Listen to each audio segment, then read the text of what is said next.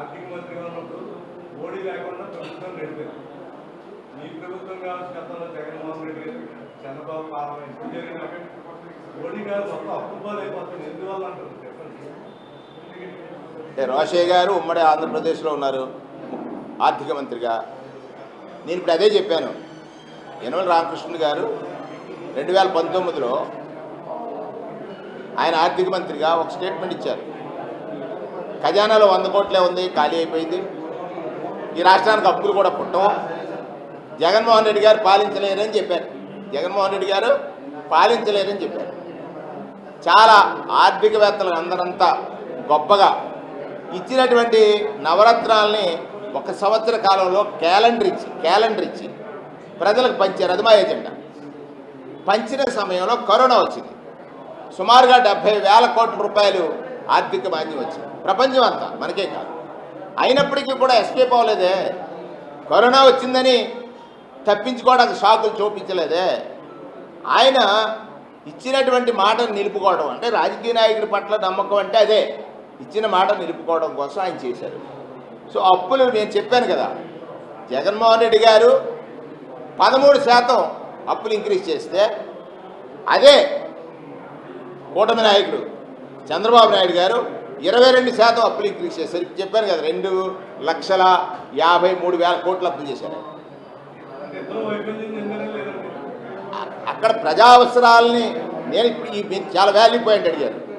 ప్రజా అవసరాలకి అనుగుణంగా పాలించినటువంటి నాయకుడు జగన్మోహన్ రెడ్డి గారు. ఆ రోజు ప్రజలకు అవసరం ఉంది, అప్పు చేశారా లేకపోతే ఇంకోటి చేశారా, ఖచ్చితంగా వాళ్ళకి అందించాల్సినటువంటి బాధ్యత ఉందా లేదా, కరోనా సమయంలో కానీ తర్వాత సంక్షేమం కానీ. ఇక్కడ చంద్రబాబు నాయుడు గారు అధికారం కోసం ఆశపెట్టి అధికారానికి వచ్చిన తర్వాత అప్పులు 3 రెట్లు చేసి 3 రెట్లు అప్పులు చేశారు. 1% కూడా ఈ సంక్షేమాన్ని అమలు చేయలేదు. కాబట్టి ఆయన చేస్తున్నటువంటి ఈ మోసపూరితమైన పాలన, దీనిపైన ప్రజల్ని ఎప్పటికప్పుడు అవేర్ చేయాల్సినటువంటి బాధ్యత ప్రతిపక్షం పైన ఉంది.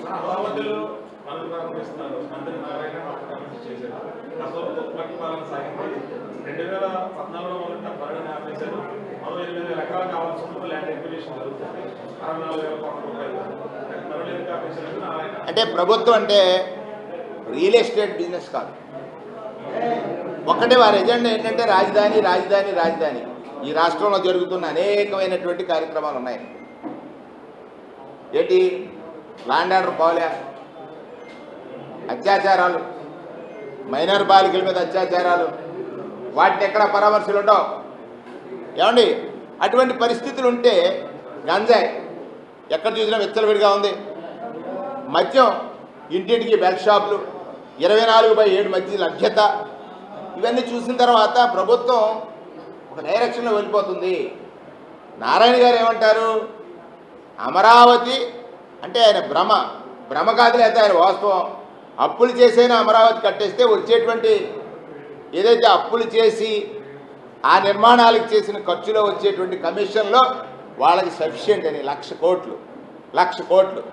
ఇప్పుడు అందరూ చెప్తున్నారు 2,500 ఎకరాలు రాజధానికి సరిపోద్ది. ఒక సిటీ నిర్మాణం లేదా అమరావతిని మీరు ఒక ఎయిర్పోర్ట్ చూపించారు.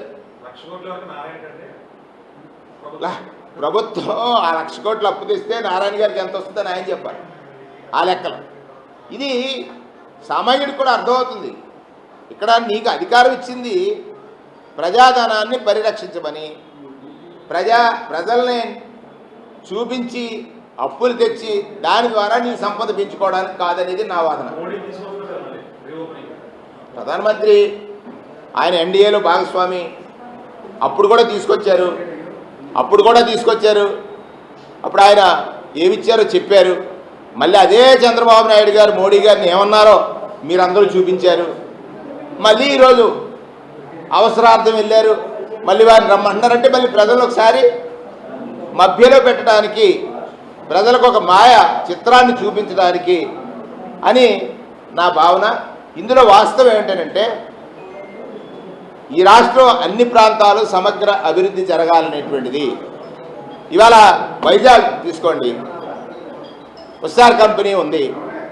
నిజంగా అంత విజన్ ఉన్నటువంటి చంద్రబాబు నాయుడు గారు, అంత విజన్ ఉంటే చంద్రబాబు నాయుడు గారికి 2 మాసాల క్రితం పుట్టినటువంటి కంపెనీ, నిజంగా ఆయనకు స్వార్థం లేకపోతే 2 నెలలు అయింది ఆ కంపెనీ పెట్టి, దాని అడ్రస్ ఎక్కడో తెలీదా?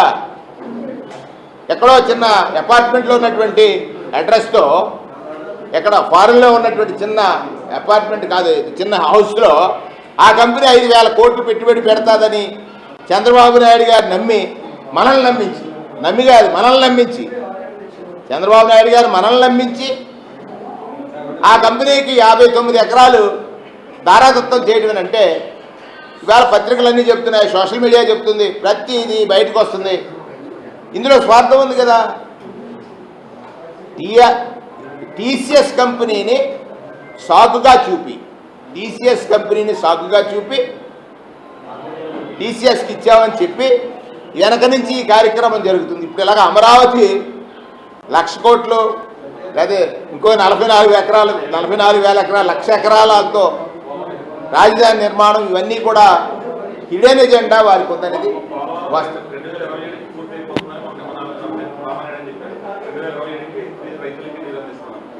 చాలా సంతోషిస్తాం. పోలవరం 2027కి పూర్తయిపోతే చాలా సంతోషం. ఇలాగే మీకు గుర్తుండి ఉంటుంది, పోలవరం ప్రారంభించిన తర్వాత 18కి పూర్తయిపోతున్నారు. 18కి పూర్తి అయిపోద్దని అంటే నిర్మాణంలో ప్రోటోకాల్స్ పాటించకుండా, ప్రొసీజర్స్ పాటించకుండా ఏదైతే సిడబ్ల్యూసి ఉందో దాన్ని అతిక్రమించి ఒకేసారి కాపర్ డ్యామ్, దాంతో కాపర్ డ్యామ్తో పాటు రెండవది వచ్చి డయాఫ్రమ్ వాల్. అంటే అది చిన్న అవగాహన ఉన్నవాళ్ళు, ఇంజనీరింగ్ అక్కర్లా, ప్రవాహం వస్తుంది, ఆ ప్రవాహ ఉధృతినే ఆపడానికి అడ్డుకట్ట వేస్తారు. ఆ అడ్డుకట్ట వేసిన తర్వాత ఇంకొక నిర్మాణాన్ని మీరు చేపట్టారు. ఆ నిర్మాణానికి ఆ అడ్డుకట్ల కనుక పూర్తి కాకపోతే ఆ నిర్మాణానికి ఇబ్బంది ఉంటుందని తెలియాలి కదా. ఆయన ఎప్పుడైతే ఆ నిర్మాణం చేపట్టి 2 హోల్స్ ఉంచారో, 2 గ్యాప్లు ఉంచారో, ఆ గ్యాప్ల దగ్గరే కదా డయాఫ్రమ్ వాల్స్ కవర్ అయిపోయింది.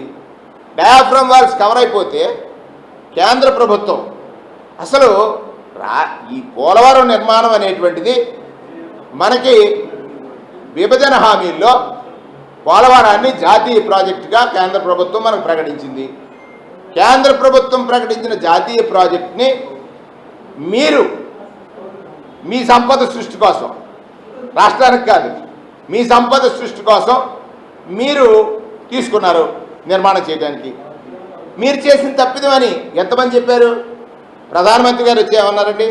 మోడీ గారు, పోలవరం ఏ చంద్రబాబు కా ఏటీఎం హై అన్నారా లేదా? వారం పోలవరం. తర్వాత చంద్రబాబు నాయుడు గారిని ఒక అంతర్జాతీయ కమిటీ వచ్చి చెప్పింది. అంతే, అంతర్జాతీయ నిపుణుల కమిటీ కూడా చంద్రబాబు నాయుడు గారు చేసినటువంటి ఈ నిర్మాణ లోపం అయితే తొందరపాటు వల్ల జరిగింది అనేటువంటి చెప్పింది. తర్వాత ట్రాన్స్ట్రాయల్ ఆయన సంపదను ఎలాగా పోలవరం అడ్డెట్టుకుని ఎలాగా ఆయన సంపదను సృష్టించుకున్నారో వాళ్ళు చెప్పారు. మరి ఇక్కడ పోలవరం నిర్మాణంలో చంద్రబాబు గారి సంపద పెరిగింది తప్ప ఈ రాష్ట్ర ప్రజలకు సంపద పెరగలేదు.